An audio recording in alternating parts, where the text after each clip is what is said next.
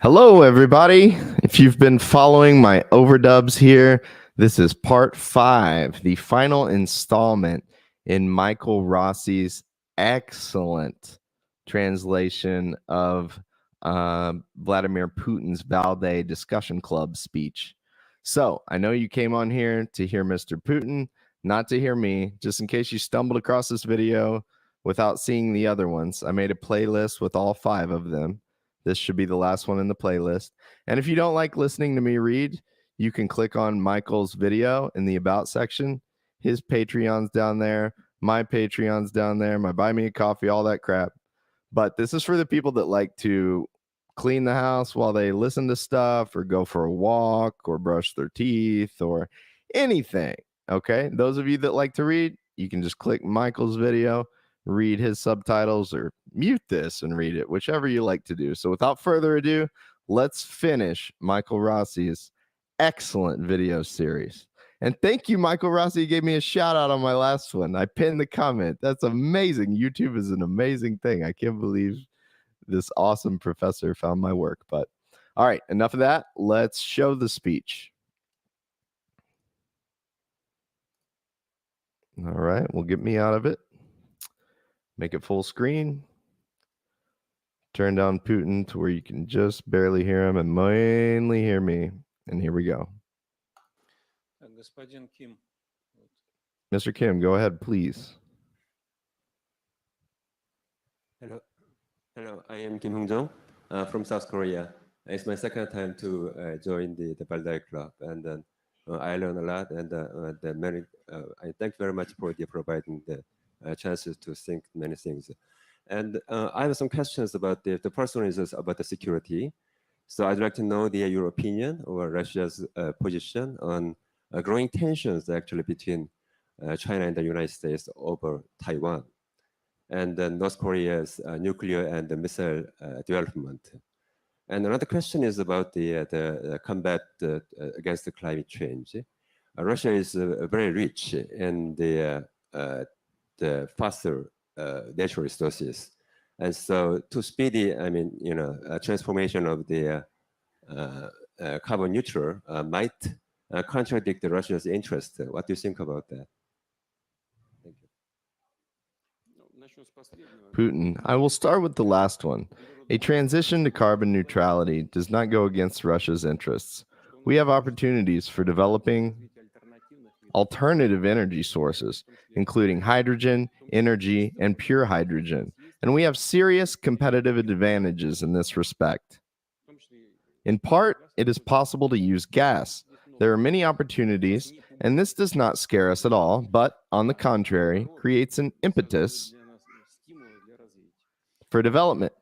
Primary gas is the best source of energy as a transitional source of energy. As for the deep processing of oil,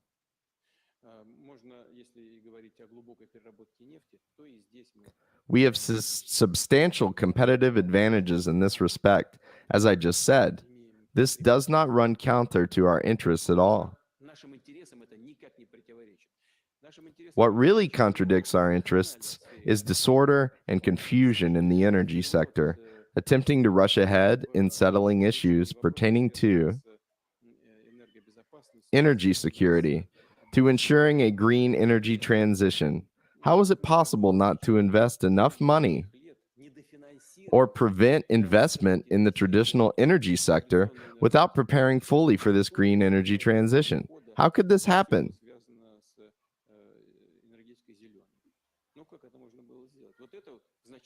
This is largely the reason for the current energy crisis. After all, Western politicians just talk to win voters to their side. First, they scare regular people with potential climate changes. Then they start exploiting this fear and make unrealistic promises. And then they receive the votes they need, come to power, and then say, oops! What is happening now? A return to coal, a return to fuel oil? So what is the result after all this talk? This is not about Russia.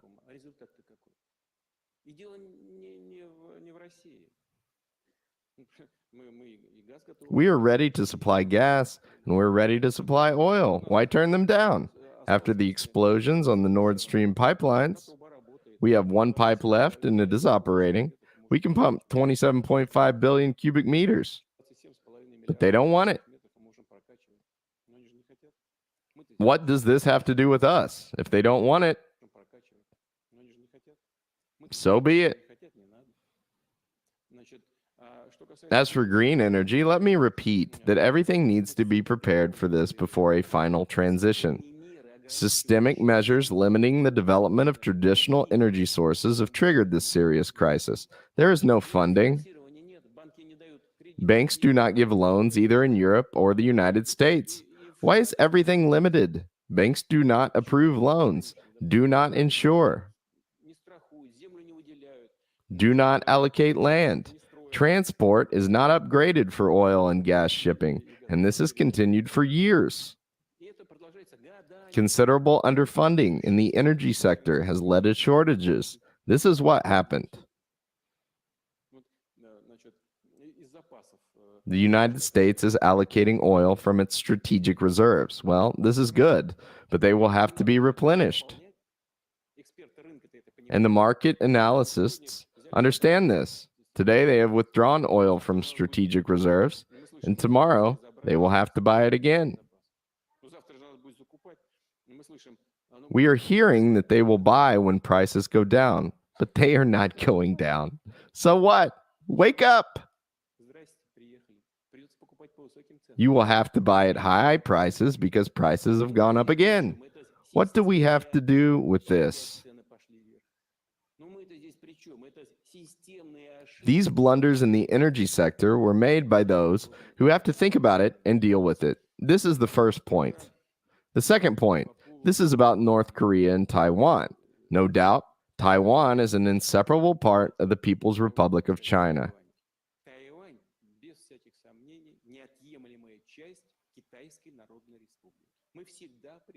We have always adhered to this position and have never changed it.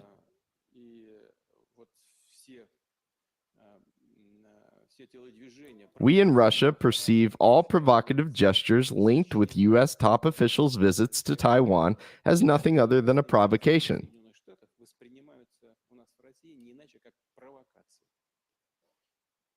Frankly, I do not know why they are doing this. We know, we have been acquainted with many of those present here for years and speak the same language. So let's have a family talk.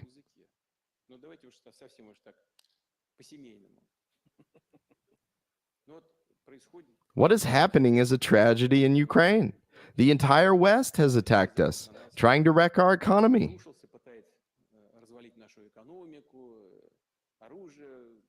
It is supplying billions worth of weapons and ammunition to Ukraine. This is a fight against Russia. But why spoil relations with China at the same time? Are they sane? It seems that this runs completely counter to common sense and logic. Why did this granny, Nancy Pelosi, have to trudge to Taiwan in order to provoke China into some actions? And this is at the same time when they cannot settle relations with Russia due to what is happening in Ukraine. This is simply crazy. It may seem that there is a subtle, profound plot behind this, but I think there is nothing there, no subtle thought. It is just nonsense and arrogance, nothing else. Do you understand what the matter is? Such irrational actions are rooted in arrogance and a sense of impunity. Our position is clear. I have described it. Now about the nuclear problem of the Democratic People's Republic of Korea.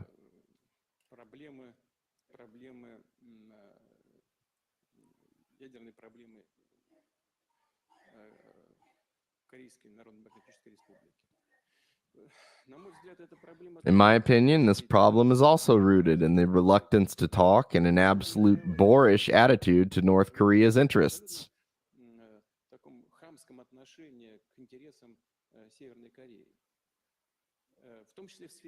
including its security interests. After all, They practically came to terms about everything. There was a moment.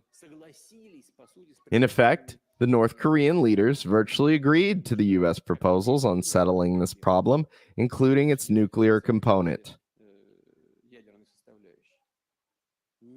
But no, at the last moment, the Americans changed their position and actually compelled the North Korean leaders to renounce the achieved agreements. In the meantime, the United States introduced additional sanctions there and started introducing restrictions in finance and banking, although there was an agreement not to do this. For what purpose? That is also not very clear.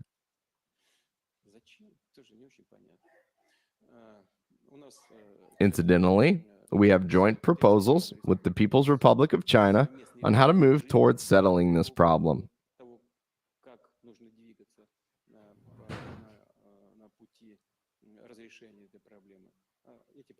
We have formulated these proposals in 2 documents, and this is common knowledge. We will adhere to our coordinated position. By the way, as regards humanitarian and similar issues, it is important to understand the condition of the North Korean economy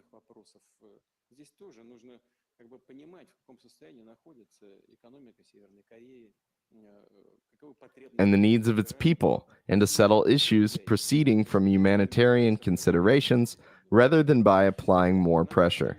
We have very good relations with the Republic of Korea, and we have always had an opportunity to conduct dialogue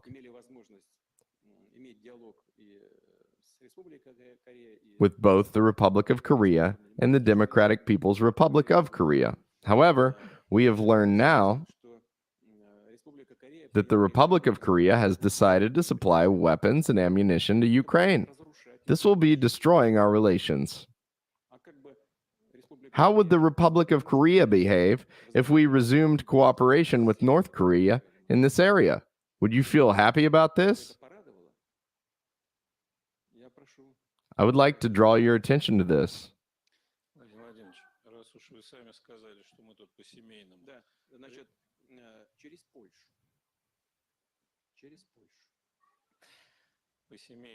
Mr. President, since you said that we are having a family talk here, please unravel a mystery to our family-like gathering, as there have been many speculations on this topic. Did you tell President Xi Jinping about the plan to launch the special military operation when you met with him in China in early February? No, I did not. Did he say later he was hurt because you had not taken him into confidence on that matter? You know, the Chinese leader is not the sort of person who talks about his grievances over whatever it may be. He is a leader on a global scale in his own right. And then we do not need it as we, Russia, and the People's Republic of China take sovereign decisions. So, they in China see well what the West striving to move the NATO infrastructure closer to our borders means to Russia, and they are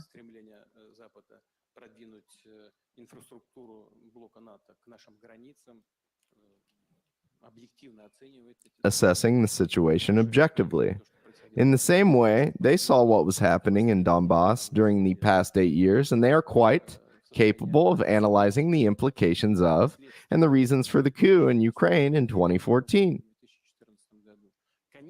Of course, the People's Republic of China and the Chinese leadership speak in favor of pragmatic and balanced solutions that would help resolve the crisis which Ukraine has plunged into through peaceful means, and we have respect for this position. Please, Mr. Nelson Wong, go ahead.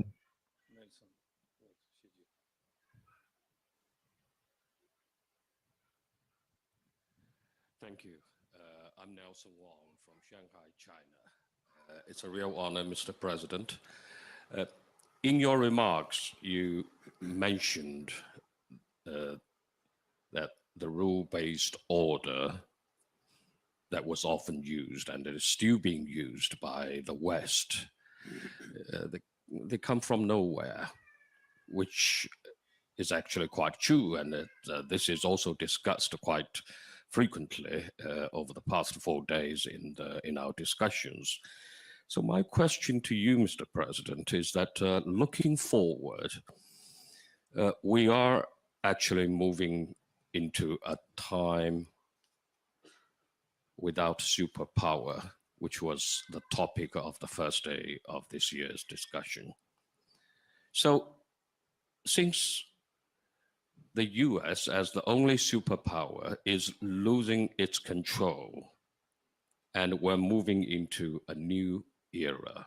This is not only the beginning of the end of the US superpower, but already we are in the process. So, in a new phase, I believe we also need to have some rules. So, if we are ever going to have any rules, what, in your opinion, Mr. President, are the most important? Of course, it's not there yet, but for argument's sake, what would you think would be the most important when it comes to setting up a new set of rules? Thank you.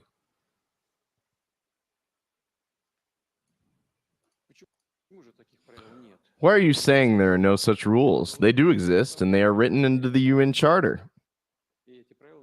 These rules are called international law. We simply need for everyone to comply with these rules and interpret them in the same manner. It is only possible to dismiss or radically update them when a foundation is prepared for maintaining relations on other principles.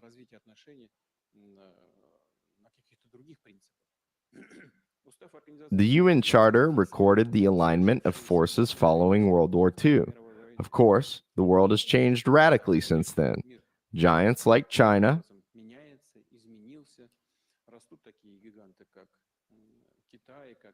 India, and Indonesia, with large population, are showing economic growth.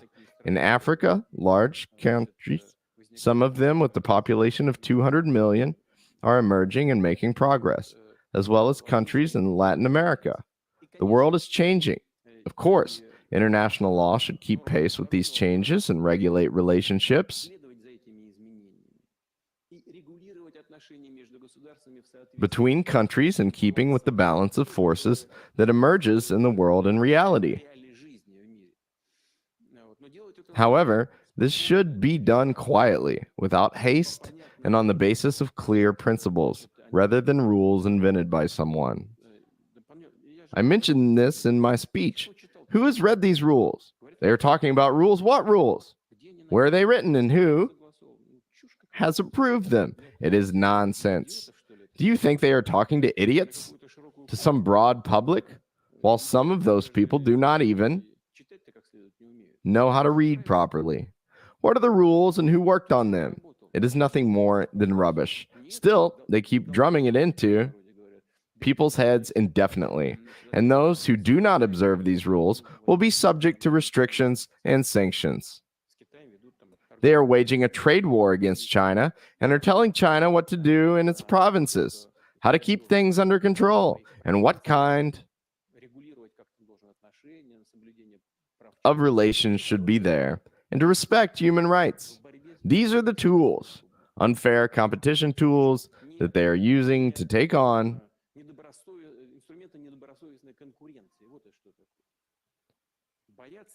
the People's Republic of China. That is what it is. They are afraid of China's growing power, and everything is happening because of that. They are splitting hairs on human rights or picking on certain regions of China to address their economic and political issues.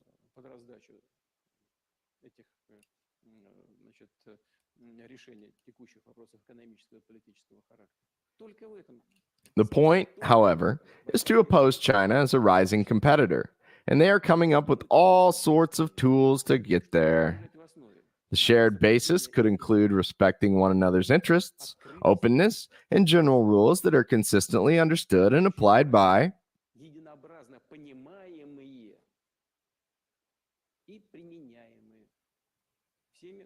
all participants of international communication. We need to achieve this balance of interests, restore this balance of interests, and follow these rules. I think it should be done publicly, not behind closed doors, and not in the interest of any particular country or a group of countries, but in the interests of the entire international community. Mr. President, without leaving China, I would like to follow up on the previous question about green energy and the like.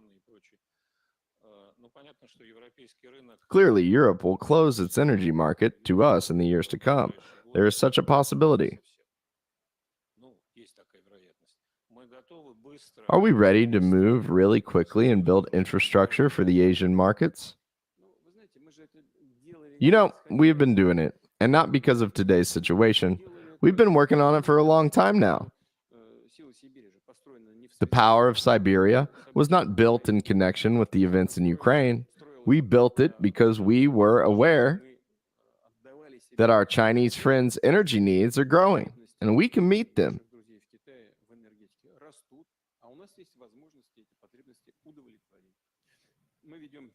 We are also holding talks with India and other countries on a variety of ways to deliver our energy to the Indian and other markets. We will continue to liquefy natural gas. We are still modest participants of the global LNG markets, but we keep growing. We will continue down this line. To reiterate, we will keep expanding this area of business, not even because of the existing restrictions, but because these are the global economic trends. In terms of purchasing power parity, the Chinese economy is bigger than the US economy, which is a hard, cold fact, and its needs are growing. Why would we not, especially since we are friends and neighbors, and enjoy wonderful relations and share a border, why would we not deliver energy there?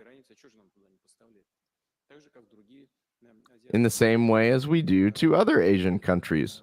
We've been doing this so far and will continue to do so. We have, in fact, agreed upon a new system of delivery across Mongolia. Both Mongolia and China are interested. We will provide our friends and partners with access to our energy resources. Why not? We did the same thing with the Europeans and the Americans, but they chose to leave our market. Godspeed. Let them go where they want. Is it a good or a bad thing for them? I think ultimately it is a bad thing. They are leaving and losing. We are open to cooperation, and all comers are welcome. This process will continue.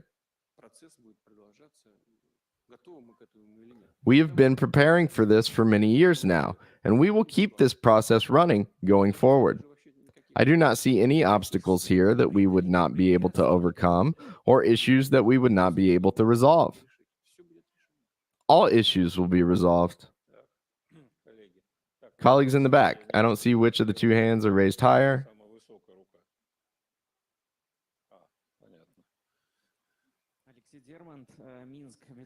Alexei Dermont, Minsk, Belarus. Mr. President, before I ask my question, I would like to convey the words of support coming from many Belarusians. I often meet with them at the panels where we discuss Ukraine, among other topics. The people of my country send a message of strong support personally to you and to Russia, which is fighting Nazism in Ukraine. Here's my question.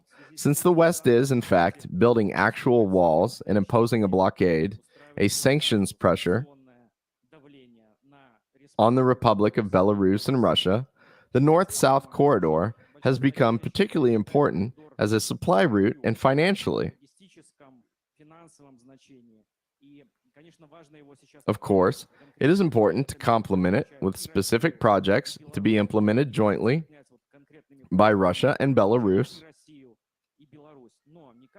Would you agree that with Asia and the East in general making strides in economic growth, we need not only to develop the material infrastructure, but also focus on the cultural and humanitarian aspects so that our ideas, values,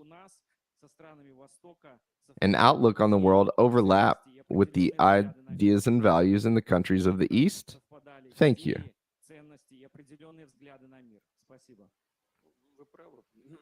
You were right.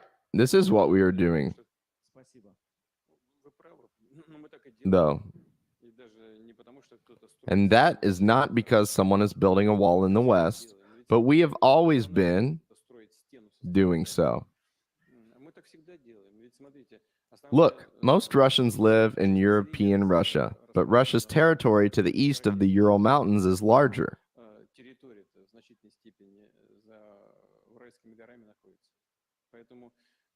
Russia is a Eurasian country. We remember this, and we have never forgot about it. We have traditionally developed our relations with Asian countries, and even more so now, with the surge of growth there going on for a number of years now.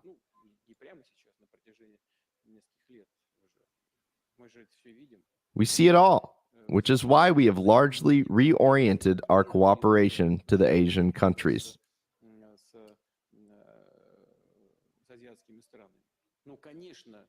Well, of course, developing economic ties cannot go without paying attention to the cultural component.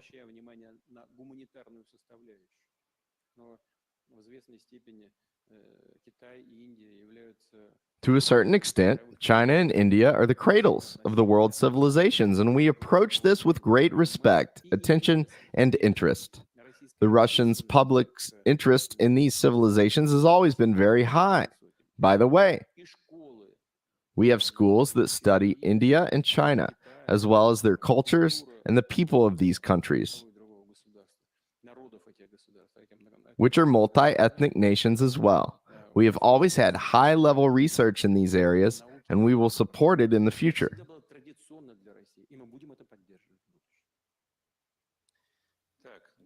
Colleagues, we have been working for over 3 hours now. I think we have already taken enough of Mr. President's time. Has anyone got a burning question? There you are.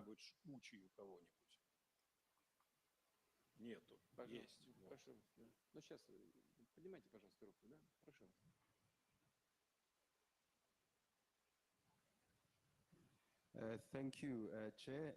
Pilanim Tembu from South Africa, the Institute for Global Dialogue.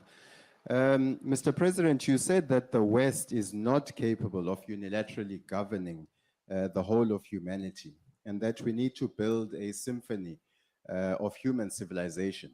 I'm interested in just an expansion of your thoughts on if we are to build a multipolar world order, on the importance of regional cooperation as a means of reinforcing and building the blocks of multipolarity.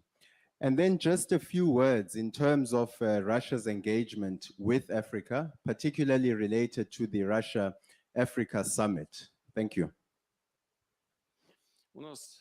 Putin. We have had very good, traditionally good relations with Africa in general, including with the Republic of South Africa. Since Africa's struggle for independence and against colonialism, as you know, these absolutely unique relations were forged during the years when the Soviet Union and Russia supported African countries in their fight for freedom.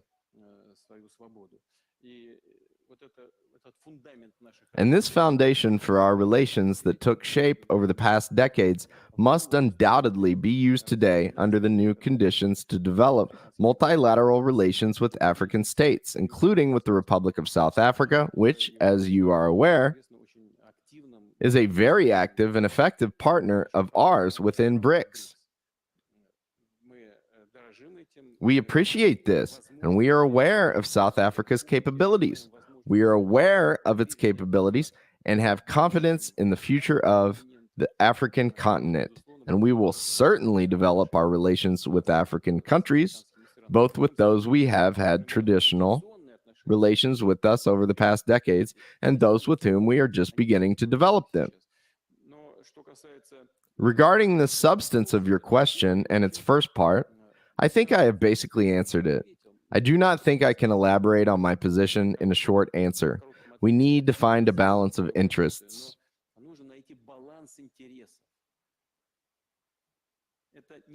This cannot be done under the hegemony or an attempt to maintain the hegemony of one country or a group of countries over the rest of humankind. These hegemons will have to reckon with these legitimate demands of the vast majority of participants in an international communication, and not in words, but in deeds. After all, what is going on? Everyone pays lip service to equality and support for African countries and so on. It all sounds nice verbally, but what happens in practice? After all, today such instruments are used as, let's say, the dollar or other currencies,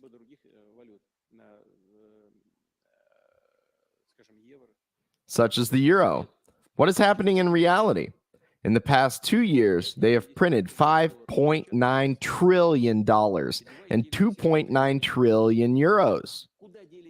Where did that money go?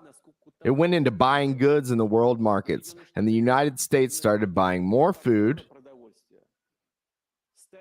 in world markets than it was selling there. It started buying up food thanks to having the printing press.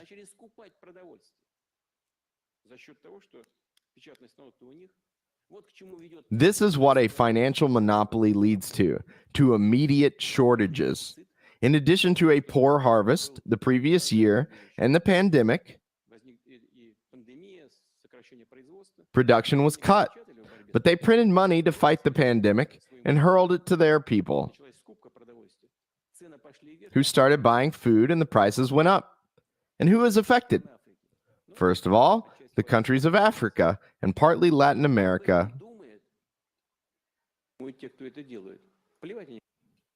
and Asia. Does anyone think about that? Of course. Those who are doing it think about it, but they do not give a damn about the consequences. They are pursuing their interests without giving a thought to the consequences that arise for the African countries. There are similar developments in another part of the food market, the fertilizer market. Look here, how is this possible?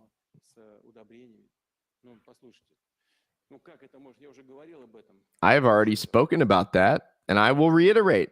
How can a decision be made to lift restrictions and bans on Russian fertilizers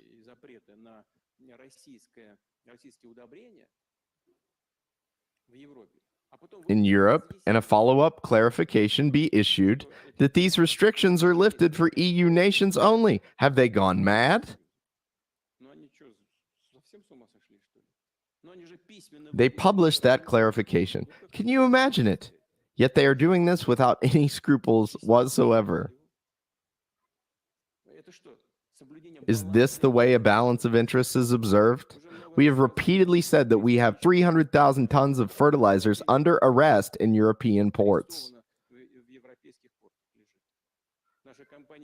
Our companies are ready to give the fertilizers away for free, but they do not release them, including to African countries.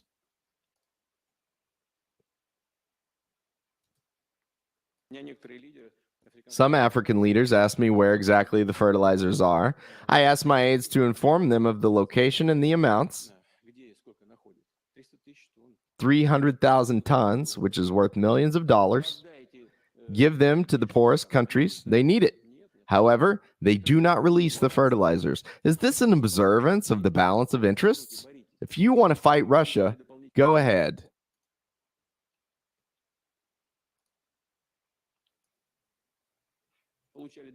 You do not want us to have additional revenues, but we are giving them away for free with no revenues.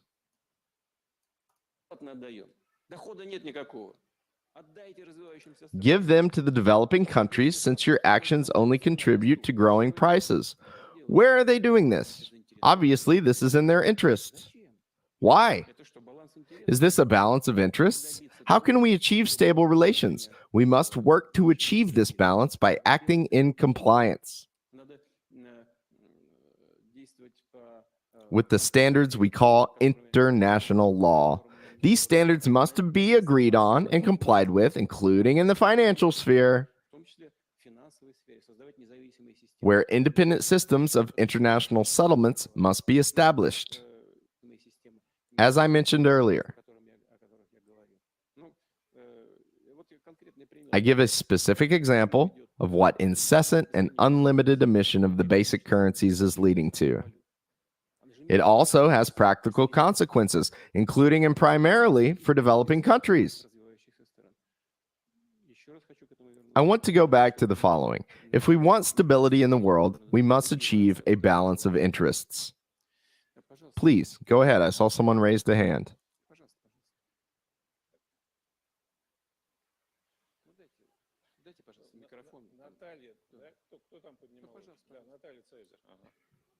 Mr. President, two small questions. На Наталью не Do you похоже, think конечно.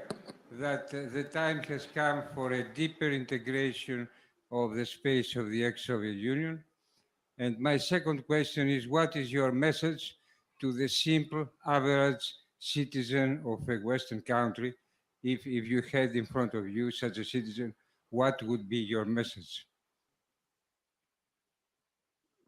Во-первых, что касается интеграции. First, about integration. This is a very subtle issue. Here we must also seek a balance of interests about which I spoke as regards the entire world. Нужно добиваться баланса интересов. И делать это нужно. It is necessary to do this professionally, consistently, and without rushing. We have certain plans in the Eurasian Economic Union. Последовательно. У нас есть определенные планы в рамках Евразийского экономического союза. Это касается This concerns the removal of restrictions on major groups of commodities to fully ensure the movement of goods, finance, capital, and labor. для полного обеспечения свободного движения товаров, финансов, капиталов и рабочей силы. И забегать вперед. I do not think it is expedient to rush ahead like it happened, say, in the European Union, when some countries with a certain level of economic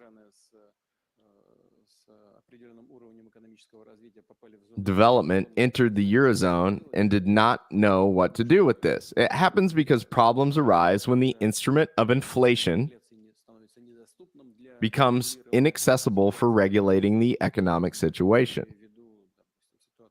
I am referring to the well-known situation with Greece and some other countries as well. Therefore, we should not rush ahead, but should consistently move towards the implementation of the plans. We have mapped out. We know what we need to do in this area, and we will do it by all means, taking into account the interests of all participants in this process. As for our message to the ordinary citizens of Western countries, both the United States and Europe, I would like to voice the main idea.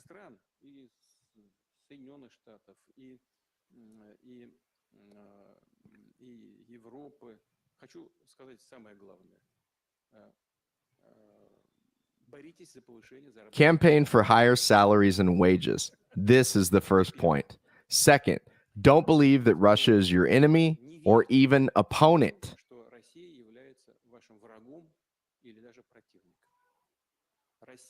Russia is your friend, and for decades, we have been doing everything in our power to strengthen our relations. And we intend to do so in the future. In this context, I remember a joke that I recently told my colleagues. An acquaintance of mine from Germany told me this joke a short while ago. Here's a family, and a son asks his father,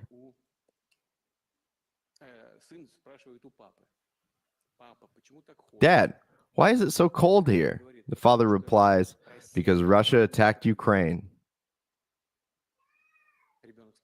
The child asks, "What do we have to do with it?" Father, "We impose sanctions on the Russians." The son, "What for?" The father, "To make them feel bad." The son, "Are we Russians then?" I would like to say that all problems, and I am addressing in this case the people in the European countries and in the United States, that all problems that arise in this context are not linked with Russia's actions. They are rooted in the systemic mistakes of your political leaders, the political leadership of your countries, in the energy and food sectors, and in monetary policy that led to an unprecedented growth of inflation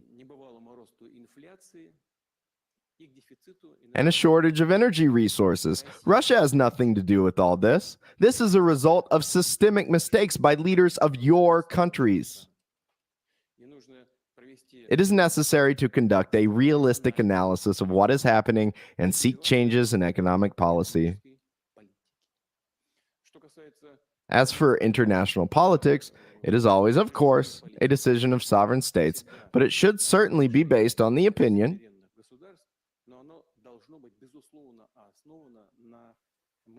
of voters, ordinary people in different countries. But ordinary people should know, and I will end with what I began.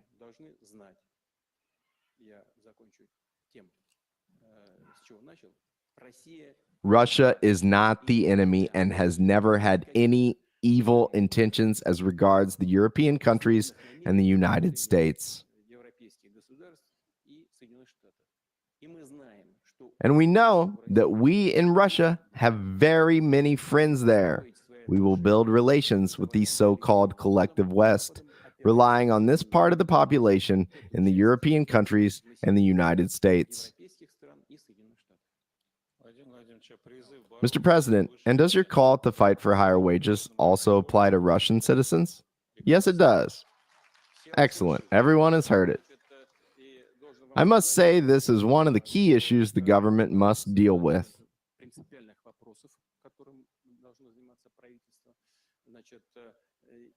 And trade unions are doing it regardless of anything, regardless of any special operations.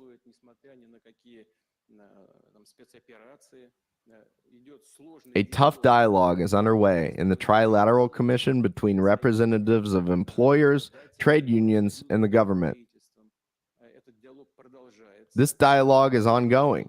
We see that our citizens' nominal incomes are growing, yet real incomes have somewhat decreased.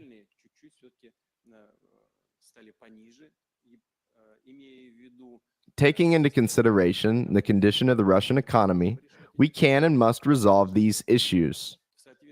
I hope we will be able to solve all the issues in this sense and in this key in accordance with the plans of the Russian government.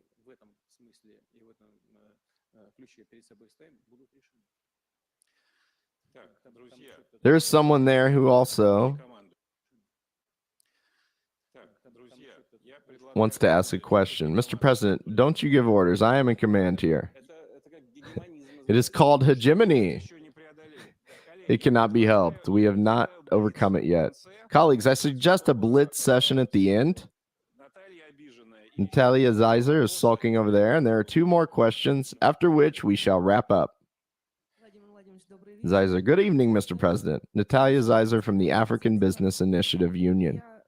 I have been engaged in developing international relations and expanding contacts and public diplomacy for almost 15 years.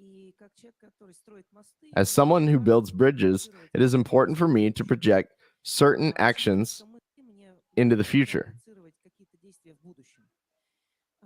Apparently, we are facing a new historical stage, and when the current chapter is finished, there will be a need to establish new or different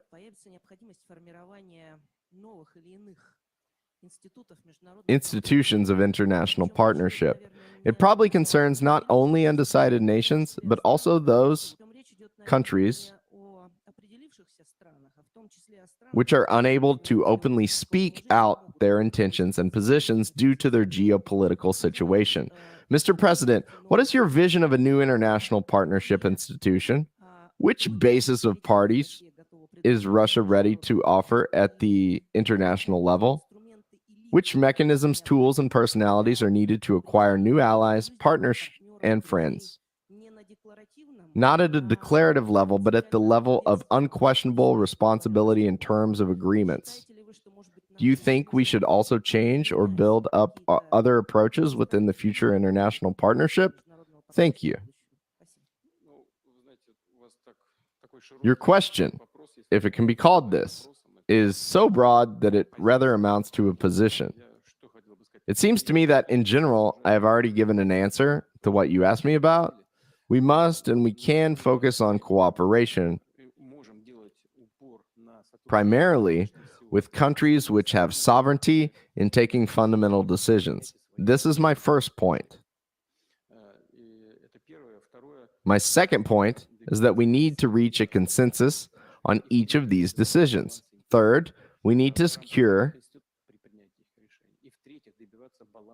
a balance of interests. As part of which institutions can we do this? Of course, these are primarily universal international organizations, with the United Nations organization being number one. Please, Alan Freeman, go ahead. Mr. President, I come from Canada, a NATO country, whose future Prime Minister's grandfather was a banderista. We've heard the worldwide opposition to the stance of NATO and the many voices that exist in the global south. Those voices also exist in the north. They also exist in the collective west. Why don't we hear them? Because they are suppressed. Just look at what happened to Julian Assange. The media, the political elites, the academic elites have mounted an unprecedented campaign, which is racist and Russophobic, which intimidates people to prevent them expressing the full extent of their disagreement with what their governments are doing. And so you do not see here the full extent of the opposition that exists in Europe, in Canada, in the United Kingdom. You don't see it. What can we do to build relations between those in the collective West that are fighting what their governments are trying to do, and the support that exists in the global South and in Russia for Russia's courageous actions and position in world politics? It seems to me that no one has to sacrifice any of one's national interests. You just have to stand up for your national interests, and we will work in harmony with you.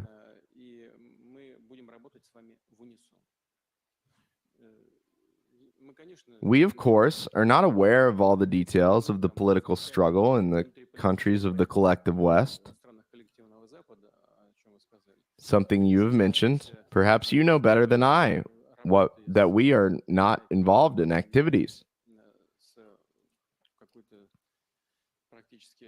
Practically at the level of intelligence services, targeting the opposition, the way the West is doing in its relations with us and our opposition.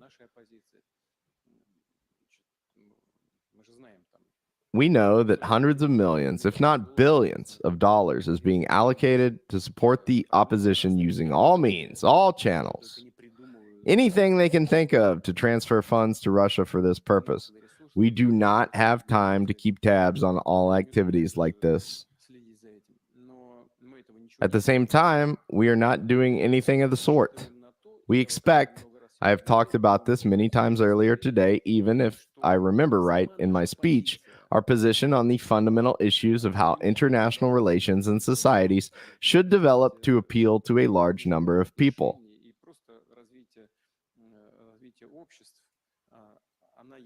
Not only in the world in general, but also in Western countries. I just spoke about this. We know that we have great many supporters.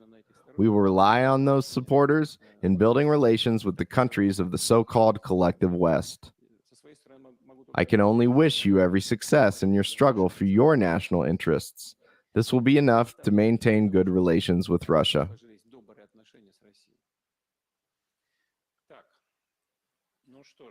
Still, let me have the last word. Anyone in the audience can raise their hand and I will answer your question.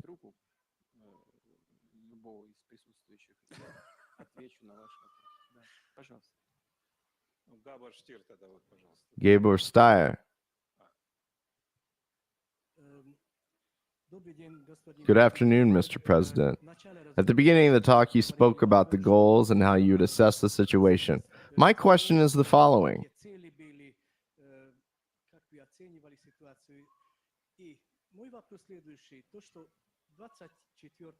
Did you think on February 24th that 8 months later, the special military operation will still be going on? In fact, it is not just going on. The situation is getting worse. What's more, many people in the world are fearing the beginning of World War III.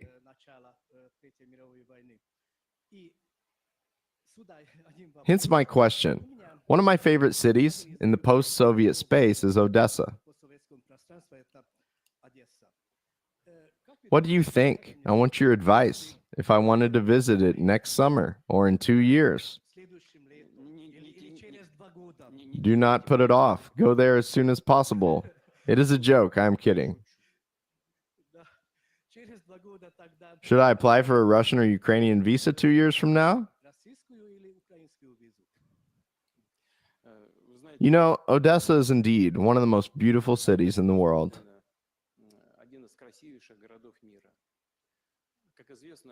As you know, Odessa was founded by Catherine the Great.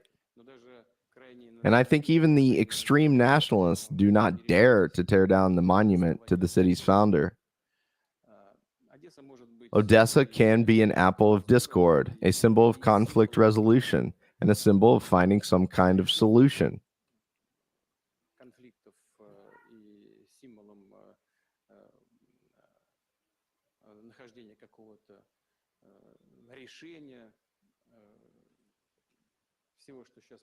To everything that is happening now. It is not a question of Russia. We have said many times that we are ready to negotiate. And I recently mentioned this publicly once again, speaking in the Kremlin. But the leaders of the Kiev regime have decided not to continue negotiations with the Russian Federation. It is true that the final word belongs to those who implement this policy in Washington. It is very easy for them to solve this problem.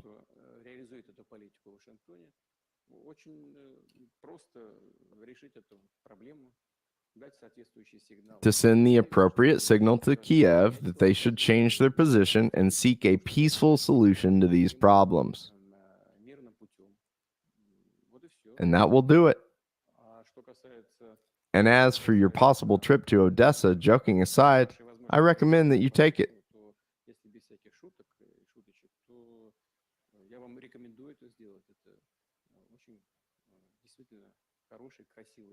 It really is a very nice, beautiful city with wonderful traditions and history. It is well worth the effort to admire it. True, in recent years, at least at the time when I was last in Odessa, it did not make the best impression on me. Because obviously the public utilities were in disarray. It was visible even on the fronts of the buildings. Although in the center it seems all right so far, still well preserved. But should you take a step outside the center? Everything did not look so presentable. But still, Odessa is worth seeing. Let's have the final question, please. Then Carlos Ron, he is from Venezuela, and we can't do without it. Venezuela, yes. Putin, I would like the final question to come from Russians, but it is all right. Go ahead. Mr. President, well, greetings from Venezuela, from President Nicolas Maduro, your friend. Right now, about 30% of countries around the world are under some kind of illegal sanctions from the United States. You mentioned defending the principles enshrined in the United Nations Charter. Last month, the group of friends in defense of the Charter met in New York, and one of the issues they addressed was contributing to create a zone free of illegal sanctions where business can take place and we can be free of those impositions. What do you think Russia can do to help create this space, and how do you envision that this can happen? And if you have a message also for the people of Venezuela. Thank you. Putin, by countering the sanctions imposed against it, Russia actually is creating a certain space of freedom so as to have no fear of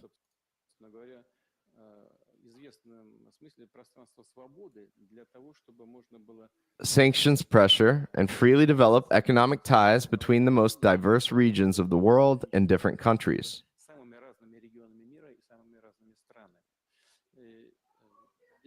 No special decisions are needed here. The very example of the current developments is very indicative, I think.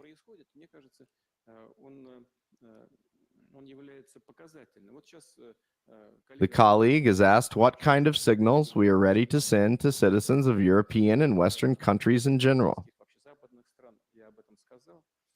I spoke about that earlier, but I also mentioned the mistakes in the global economy, finance, energy, and food spheres made by the Western political leadership. Here is a confirmation. Sanctions were imposed on Venezuela, which used to be one of the biggest oil producers until recently. Sanctions were also imposed on Iran and Russia. Now Saudi Arabia is threatened with sanctions. They want to introduce a price cap on Russian gas and oil. They are making a mistake at every step, which leads to tough consequences for those who impose those sanctions. It is just one example, and then they start looking for those who are responsible. They do everything with their own hands and then look for the guilty party. Nevertheless, Venezuela keeps progressing. It faces big problems, we're aware of that, but Venezuela is overcoming them.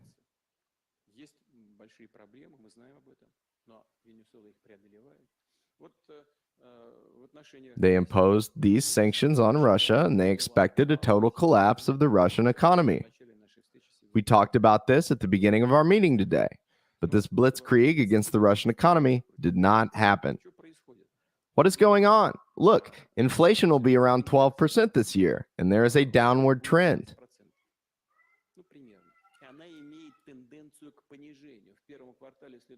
In the first quarter of next year, our experts say it will be around 5%. In the EU countries with developed economies, it is 17%, as in the Netherlands, and in some countries it runs at 21 to 23%, twice as high as in our country. Unemployment is 3.8%. The unemployment rate is lower than it was in the pre-pandemic period. It was 4.7 back then. We will have a budget deficit of 2% next year, then it'll be 1.4%, and another year later, 0.7%. It is bigger in almost all Eurozone countries. The public debt is fundamentally lower than in the Eurozone, or in the United States, or in Britain.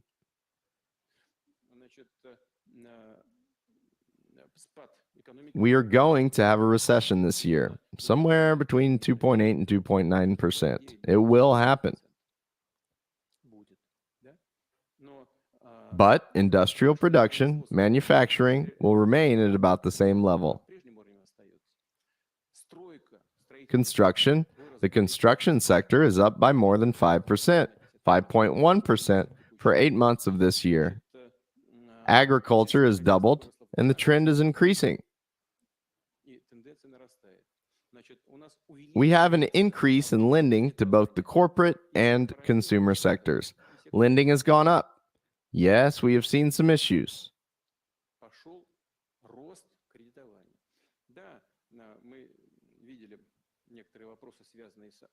related to the outflow of money from banks due to the well-known events.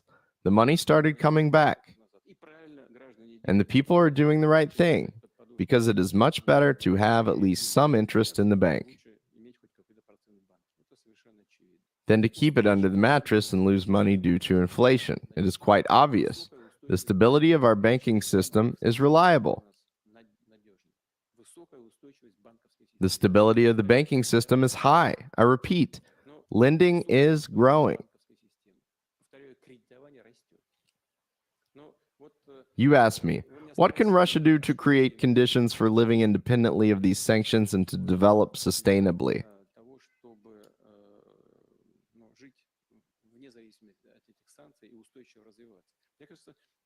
It seems to me that this is not a bad example, and it is necessary to combine the efforts of all those who are interested in this to achieve this agreement and the balance of interests that I have already mentioned many times. And then, without a doubt, we will succeed. Let's stop here. Finally.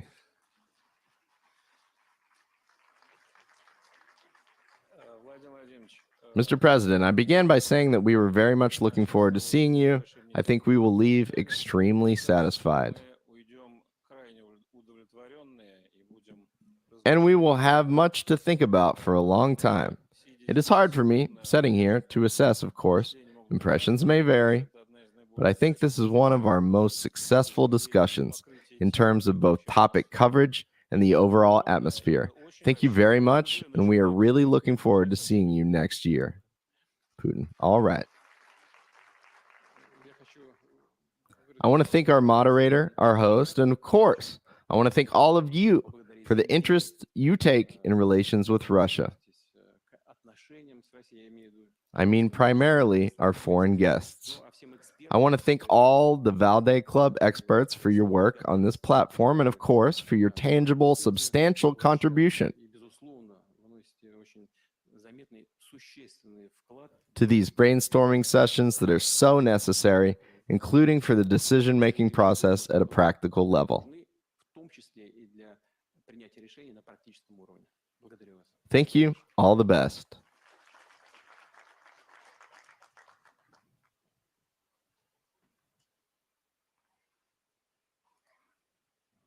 All right. So I'm back. We finished all 5 of the series. Congrats to you, Michael Rossi, once again for doing an excellent job of that translation. I like to know what's actually going on. And thank you to Professor Michael Rossi. I can actually just read it myself. And now I read it to you, so you don't have to read it yourself. So if you appreciate me and Michael, I'm going to take just 1 second here and find, we're going to do Michael first because without him, I wouldn't have been able to make that for you. We're going to put Michael's Patreon right here.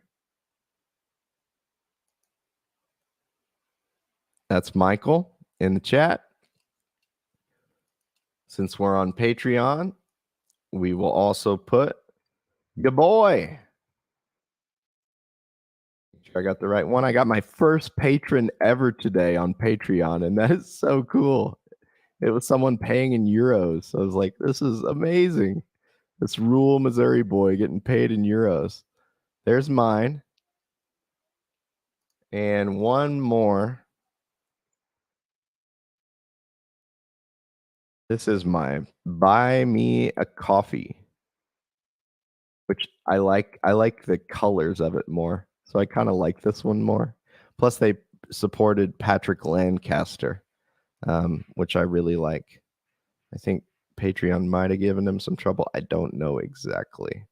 I know Patreon did for some people back in the day, like Whitney Webb and The Last American Vagabond, and left a bad taste in my mouth. But I haven't heard anything weird about Buy Me a Coffee yet. So, and I think their interface is slicker and prettier.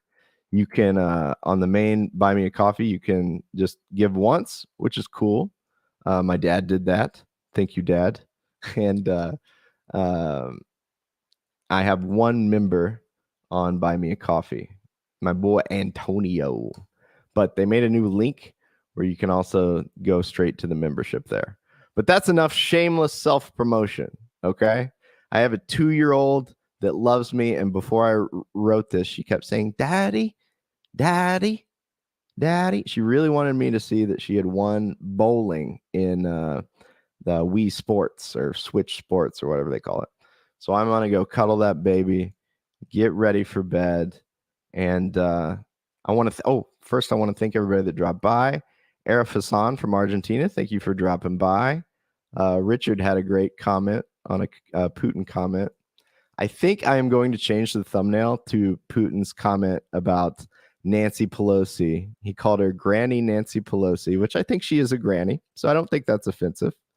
But we want as many people to watch this video as possible, and I think that would be the best thumbnail. All right. So, Nancy, I don't want you to be offended. I just think that will help people to click on the video. I'm praying for you every day, Nancy, and I'm praying for what's your husband's name? Paul. I'm also praying for Paul's lover, whoever it was that was in his house. Okay. I don't know if you guys have if it's a three-way thing or if it's just him and Paul, but you know, my imagination, it runs wild. So anyway, nice comment, Richard. Thanks always to Jenny for dropping by. Thanks to Christian. I never seen you in here before, Christian. It's great to see you. Great to see you, Christian. Yes, it was Jenny. Absolutely. Michael's channel is awesome. I hope you hear that, Michael. I hope you hear that. Yep. Buy me a coffee. No shenanigans. So, yeah, we got to go hug that 2-year-old. All right. So we'll end with this one. That's my favorite way to do it. All the Caleb Mop and mods are in the chat. I love to see it. Love to see it. Christian, Jenny, T-Mac. I love y'all.